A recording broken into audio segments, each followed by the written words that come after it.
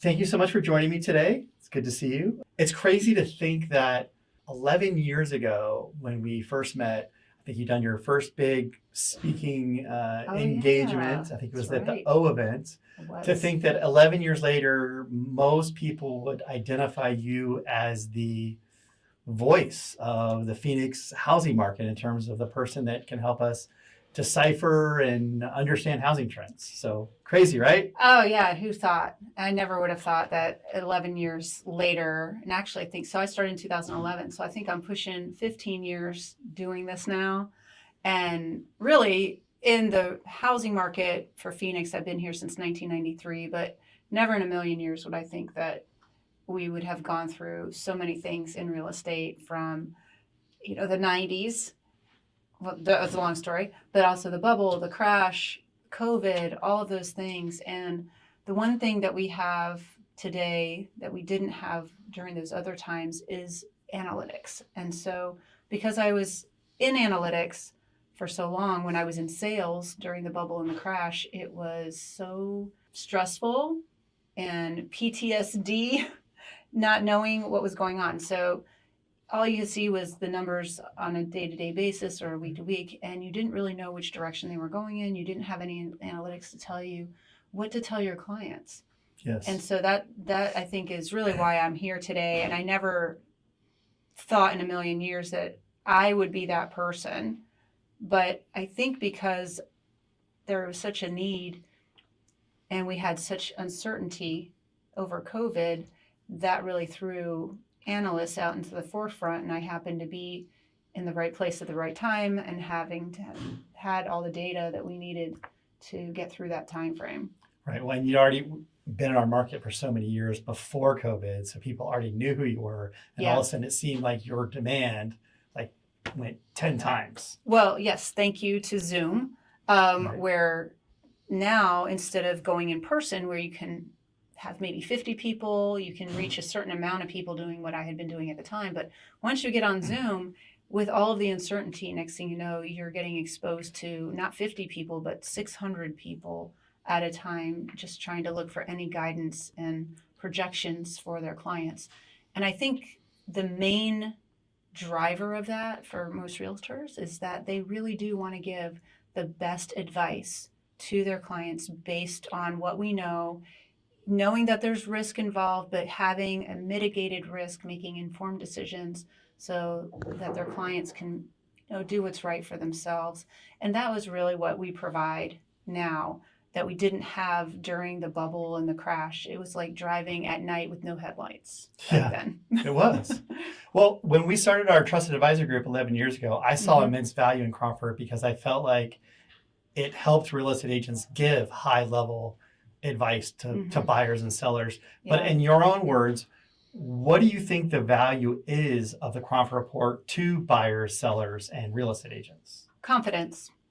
That's the number one thing. So a lot of times you have a pretty good idea of what you see on the ground for yourself, but then you start giving that advice, and there's always this little, well, what if maybe I'm not right about that? Maybe Right. that's just me, right? And so what we give agents is confidence that they are giving their buyers the most up to date data that changes every day Right. and is more pertinent to their area, their price point, their product type, all of that, with concessions, with negotiations, with what are the price lines doing right now? What are the undercurrents? Is that affecting me? All of that can an agent can come in and tell a seller within a few charts that this is how many buyers you're competing for. These are how many sellers you're Right. competing with. This is about how many days on market they're waiting, and this is the sweet spot for where people are getting their contracts. You answer most of the questions the sellers have, and then that provides the sellers the confidence to make the decision on, do I want to be aggressive in price or do I want to come in more conservative on price, and setting those expectations for, am I going to pay concessions to the buyer? Do I need to budget for that? So all of those questions can be asked using Cromford Report data so that both the sellers and the buyers and the agents are all confident that they've mitigated their risk.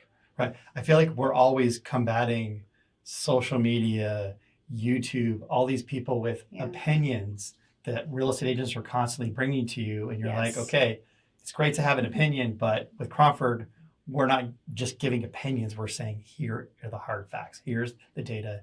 Here's the analytics. Well, and here's the math. So using indexes that are predictive for us really helps us guide so that when you do get somebody who's got a platform, a national platform, and they're trying to go into every single metropolitan area and tell people that, prices are going to do this, prices are going to do that, prices are overvalued here, they're undervalued here.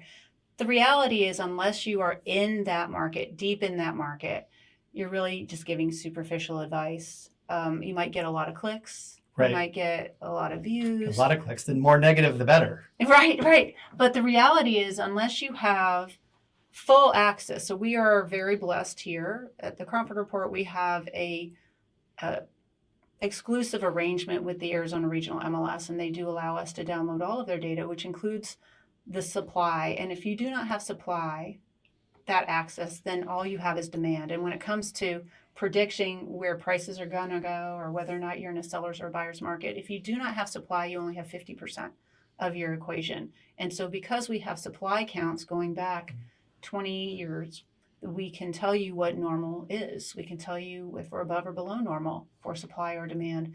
And that really helps us gauge what direction this market is going. Right now, we're seeing in the headlines that Phoenix is just now hitting a buyer's market. That's what we're seeing in the news media right now. Oh, Phoenix is right now a buyer's market. And we're like, we have been in a buyer's market since November, almost a full year. Right. And now they're coming out going, oh, we're in a buyer's market. Like, Yeah. where have you been? There's so much misinformation. Yeah. And that's why I feel like it's more important than ever to work with a real estate agent that's using the Cromford Report, because otherwise, if they're just listening to all these opinion makers and influencers on TikTok, they really can't deliver great advice. Well, and they just don't have all of the information, and a lot of people make assumptions, very fast assumptions, when they hear a headline or a stat. So somebody came at me yesterday, respectfully, and said, hey, I heard for the first time new homes cost less than resale. And so she saw that as, does that mean we're in a buyer's market? And I said, no. First of all, new homes are typically less than resale. Typically, when you look at the medians, because they're not building luxury, are they? So they're competing now with much larger resale homes with larger lots. They're usually on the outskirts of town. Right, I was going to say a lot of those. Right.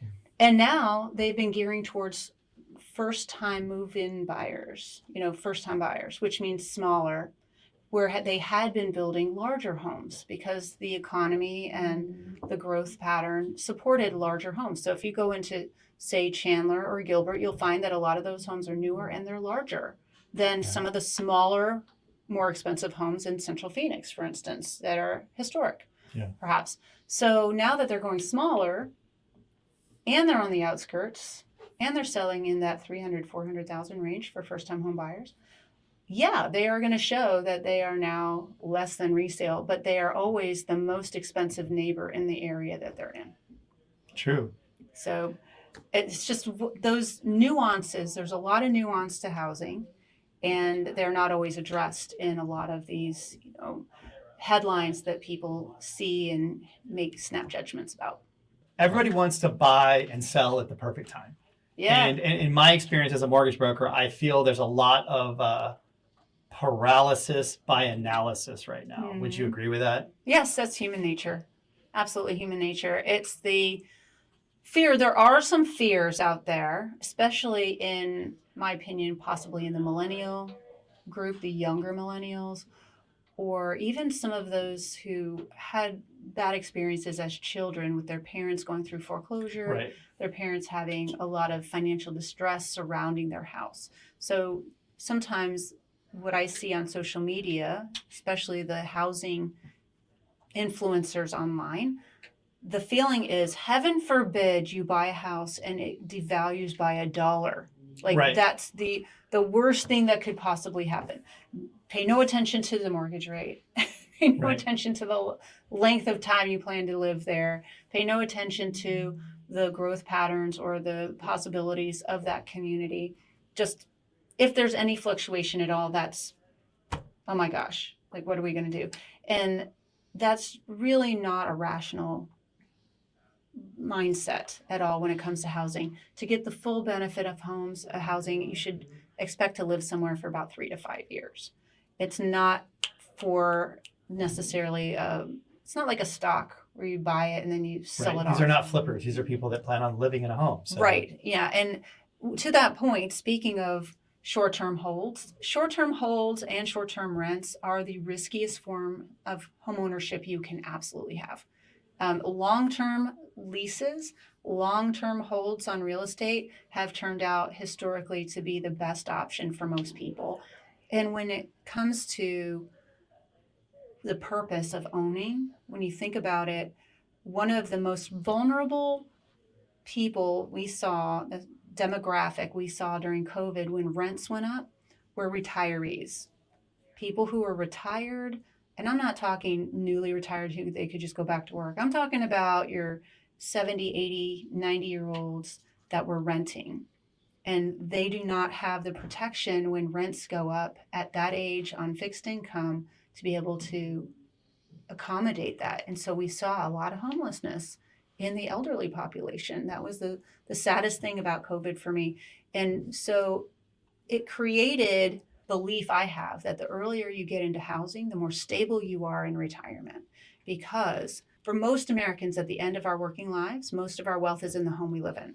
And what we saw in support for homeowners over COVID, with all of those fears of, unemployment and rents going up and all of those things, and inflation specifically, what we saw was forbearance for people who were having trouble making their mortgage payment. The lenders have all kinds of programs to keep them in their home. We saw reverse mortgages for those retirees so they could actually pull the equity out little by little and the bank pays them. They had HELOCs, home equity lines of credit, that they could pull to help get them through that period of time during COVID. There were all these tools to help people through tough times through homeownership, which were not available for renters. Right. Now, if you look at our market specifically, remember all the doomsdayers in 2020 in the spring, March, April, May, June? Yes. All the headlines were housing is about to crash. Oh, yes. And the exact opposite happened. Yes. Yes. And at the time, we were screaming from the rooftops that the math did not support a crash. I think ever since the 2008 crash, people have been afraid or hoping, in some cases, for another one. But the reality is that the analytics were very specific right before the crash. We had 56 to 50,000 listings, 57,000 listings in the MLS, and only 4,000 under contract before the crash. We have not been anywhere close to that at any point since. And that is between that and the threat of a lending collapse. I mean, there's just no analytics that would have supported. Now, what we did see was support for a correction. We did have a period of time talking about short-term holds. There are some corporate Wall Street-based companies that do short-term holds, specifically Opendoor, OfferPad, Zillow for a time frame. They were doing these short-term holds where they were the middleman. And what happens is they tend to only work in sellers markets, and they tend to inflate the price because they're inserting themselves between the seller and the final buyer and taking a little cut, right? So they tend to inflate the prices that way.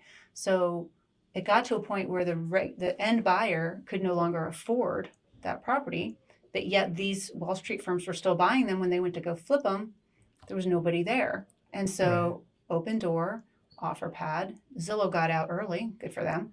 They ended up having to drop their prices back to where the buyers were and correcting. We saw a 13% drop from June of 2022 to December of 2022, and it affected mostly investors. Very few people who purchased their home to live in it for 3 to 5 years experienced that loss. Right.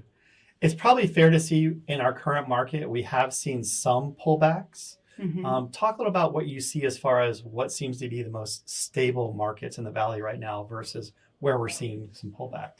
Stability is always about people buying to live in it. So I would say the most stable part of the market is anybody who's actually buying it for their own purposes, not necessarily for a short-term rental, not for even a long-term rental at this point. The more stable buyers are those people that are buying for themselves to live in it always. And when I look at product type, I'm going to go for single family, tends to be more stable than condominiums. Condominiums tend to suffer more in buyers markets because when single family comes into their sandbox of price, then single family wins. And so condominiums can have issues, HOAs, they've got insurance, they have sometimes lease land. There's all kinds of stuff that can Right. happen with condominiums that people would choose a single family over that. So single family homes tend to be a little more stable than condominiums in times of shift. Mortgage interest rates always have an impact on activity, mortgage applications, and of course, ultimately purchases. Yeah. We've seen a little bit of a drop in Mhm. rates. We're at around the lowest that we've had this year. Mhm. Do you think this fourth quarter might see a little bit of a positive reaction from that? I certainly hope so. I really hope so. One of the things, ironically, and we've had this discussion before, it's frustrating every time it happens, but it's common. When you have too much fluctuation in the mortgage rate, whether it's up or whether it's down, buyers freeze. It's like you don't want to scare the bunnies.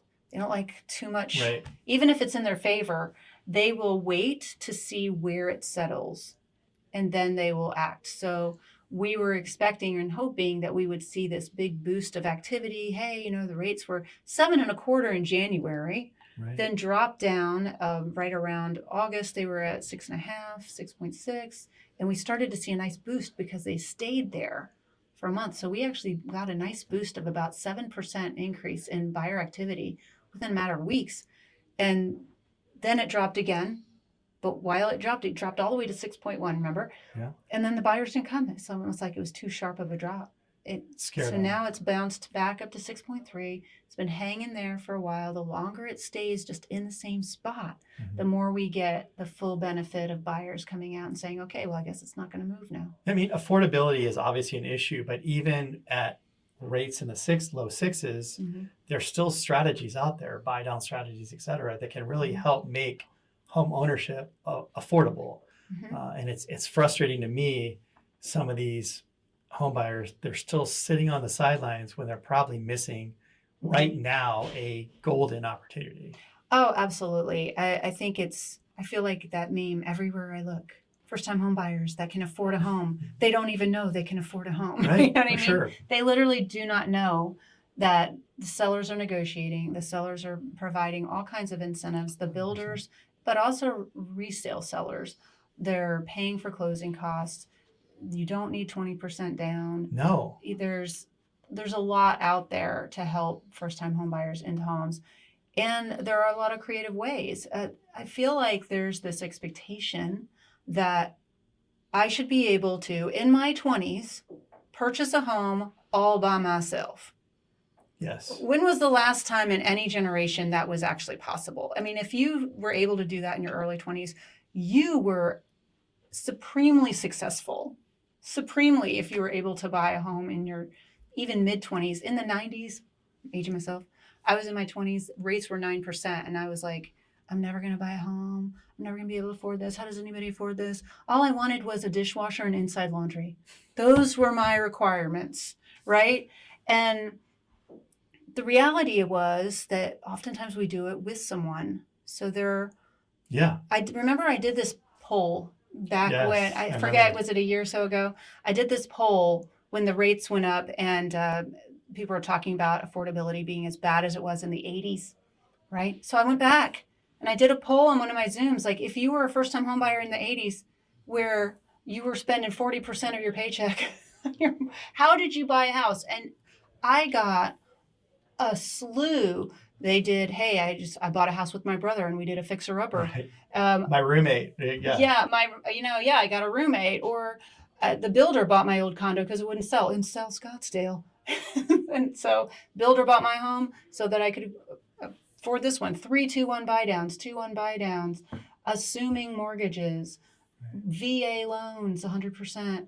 All of these things that we have these tools that just sit on the shelf collecting dust and spider webs until necessary, and then we pull them off and we're like, Right. let's use this again, Right. and but people are not necessarily trained on it. Okay. Assumptions are an Sure. amazing opportunity right now, but so few people in the industry were even trained on how to do them Yeah. that it took a long time to Yeah, there's a lot get 'em going. of tools, and the best part about that poll though was when you asked them, okay, this is how you got in. It was messy, it was ugly, but you Yeah. became a homeowner. Yeah. Would you do it again? All of them said yes. Right. Every single one said yes. Yeah. It was And worth it. The juice was worth the squeeze. Yes, and also oftentimes too, the people will look at the prices of, say, the year 2000. Oh, you got a home for $80,000. You were so lucky. But nobody wants the incomes from the year 2000. They want to keep their Right. incomes from today, but get the house price from 2000, 25 years ago. It just doesn't work that way. And the reality is people are coming out into their 20s and they are making significantly more money than their parents were at that age and so on. So the key to affordability is not just the mortgage rate and not just the price of the home, but it's also that income. And unfortunately, we do not have very good income data from the census. So a lot of times these affordability indexes have a pretty large range of error because the 2020 census was such a dumpster fire during the COVID years that nobody wanted to fill out the form. Nobody wanted to invite anybody into their home to fill out the form. It was, there was a deadline. It was a big hot mess. In fact, the census actually sent out a very long apology for how terrible their data was in 2020, and we're still using that as a base right now. So I'd say it's okay. Like I'm a big proponent of statistics and get all of the data and the facts that you can get, but then you have to have a pretty healthy realization that sometimes this data is not super accurate in certain areas. Sure. And that you really have to just go with your own checking account and what you can afford and what your options are, and find out. Go look. Half the time, you can bust your opinion of the housing market just by going out and looking at properties and seeing what the sellers are offering.